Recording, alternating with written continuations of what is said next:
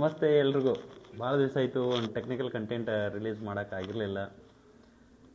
ಇವತ್ತು ಸಂಡೇ ಏನಾರೇ ಒಂದು ಕಂಟೆಂಟ್ ರಿಲೀಸ್ ಮಾಡೋಣ ಸೋಷಿಯಲ್ ಮೀಡಿಯಾಗ. ಅದು ಯೂಟ್ಯೂಬ್ ಇರ್ಬೋದು, ಇನ್ಸ್ಟಾಗ್ರಾಮ್ ಇರ್ಬೋದು, ಲಿಂಕ್ಡ್ಇನ್ ಇರ್ಬೋದು. ಅದು ಕನ್ನಡದಾಗ ಯಾಕಂತಂತಂದ್ರೆ ಕನ್ನಡದ ಯೂಸರ್ ಬೇಸ್ಗೆ ರೀಚ್ ಆಗವ್ರು ಯಾರು.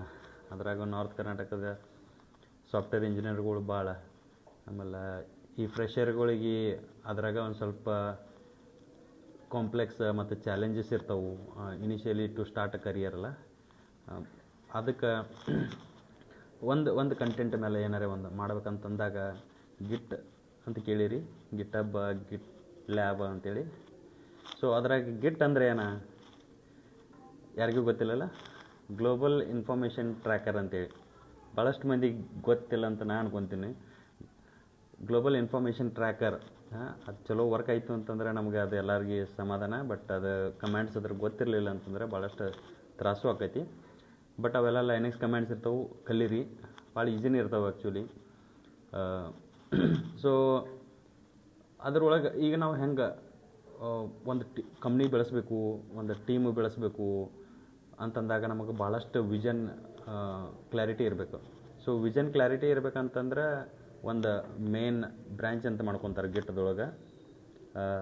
ಫಾರ್ ಎಕ್ಸಾಂಪಲ್ ಕೋಡ್ ವಿಷನ್ ಈಗ ಬಂದಾಗ ಅದ್ರೊಳಗೆ ಮತ್ತು ನಾವೆಲ್ಲ ಟೀಮ್ ಮೆಂಬರ್ಸ್ ಇದೀವಿ ಅಂತಂದರೆ ಒಬ್ಬೊಬ್ಬರು ಒಂದೊಂದು ಬ್ರ್ಯಾಂಚ್ ಕ್ರಿಯೇಟ್ ಮಾಡ್ಕೊತೀವಿ. ಬ್ರ್ಯಾಂಚ್ ಕ್ರಿಯೇಟ್ ಮಾಡ್ಕೊಂಡು ಎಲ್ಲರೂ ಕೋಡ್ ಮಾಡ್ತೀವಿ.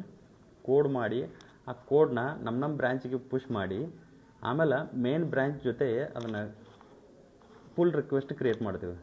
ಆ ಪುಲ್ ರಿಕ್ವೆಸ್ಟ್ ಕ್ರಿಯೇಟ್ ಮಾಡಿದಾಗ ಏನಾಕೈತಿ, ಆ ಕೋಡ್ ಕಂಪ್ಯಾರಿಸನ್ ಸ್ಟಾರ್ಟ್ ಆಕೈತಿ.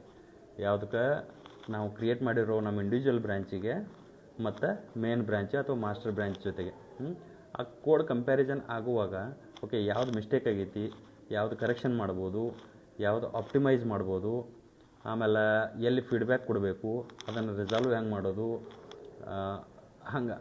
ಸೊ ಅದನ್ನು ರಿವ್ಯೂ ಹೆಂಗೆ ಮಾಡೋದು. ಸೊ ಇಲ್ಲಿ ಏನಾಕೈತಿ, ನಮ್ಮ ಕೋಡ ಎಲ್ಲರಿಗೂ ಕಾಣ್ತೈತಿ, ಅಂದರೆ ಟ್ರಾನ್ಸ್ಪರೆಂಟಾಗಿ ಇರ್ತೈತಿ.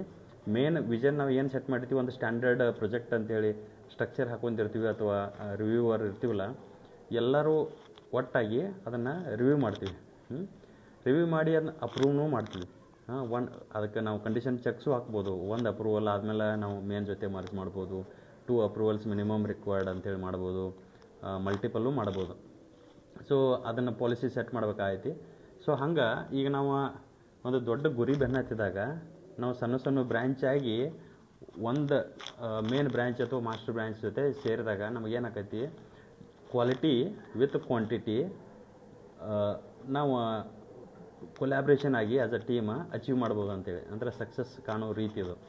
ಆ ಗಿಟಬ್ನ ಭಾಳಷ್ಟು ಅಲ್ಗೋರಿದಮ, ಲಾಜಿಕ್, ಭಾಳಷ್ಟು ಬ್ರೈನ್ಸ್, ಸಾಫ್ಟ್ವೇರ್ ಇಂಜಿನಿಯರ್ಗಳು ಬ್ರೈನ್ ಸೇರಿ ಮಾಡಿದ್ದು ಐತದ ಸಾಫ್ಟ್ವೇರ್. ನೀವು ಅದ್ರ ಬಗ್ಗೆ ಒಂದು ಸರಿ ಓದ್ರಿ. ಅದ್ರೊಳಗೆ ಗಿಟ್ ಆ್ಯಡ್ ಬರ್ತೈತಿ, ಗಿಟ್ ಕಮಿಟ್ ಬರ್ತೈತಿ, ಗಿಟ್ ಪುಲ್ ಬರ್ತೈತಿ, ಗಿಟ್ ಫೆಚ್ ಬರ್ತೈತಿ, ಗಿಟ್ ಕಾನ್ಫಿಗ್ ಬರ್ತಾವೆ. ಸೊ ಎಲ್ಲದಕ್ಕೂ ಒಂದೊಂದು ಮೀನಿಂಗ್ ಇದಾವೆ. ಗಿಟ್ ಮರ್ಜ್ ಬರ್ತೈತಿ, ಗಿಟ್ ರೀಬೇಸ್ ಬರ್ತೈತಿ. ಇವೆಲ್ಲ ಒಂದೊಂದು ಕಮ್ಯಾಂಡ್.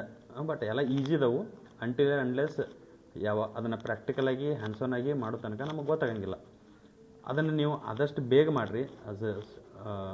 ಅದರಾಗ ಕರಿಯರ್ ಸ್ಟಾರ್ಟ್ ಮಾಡ್ತಿರೋರು ಫ್ರೆಷರ್ಸ್ಗಳು ಭಾಳ ಬೇಗ ಅವು ಲೈನೆಕ್ಸ್ ಕಮ್ಯಾಂಡ್ಸ್ ಕಲ್ಕೋರಿ. ಆಮೇಲೆ ಅದರಿಂದ ಭಾಳಷ್ಟು ಅಡ್ವಾಂಟೇಜ್ ಇದಾವೆ. ಸೊ ಅವೆಲ್ಲ ಮಾಡ್ತೀರಿ ಅಂತ ನಾನು ಅನ್ಕೊತೀನಿ. ಮುಂದಿನ ಸಂಚಿಕೆ ಒಳಗೆ ಅದನ್ನು ಇನ್ನೂ ಬಿಡಿಸಿ ಹೇಳುವಂಥ ಪ್ರಯತ್ನವೂ ನಾನು ಮಾಡ್ತೀನಿ. ಅದು ಕನ್ನಡದಾಗ ಮಾಡ್ಬೇಕಂತ ನಾನು ಅನ್ಕೊಳತ್ತೀನಿ.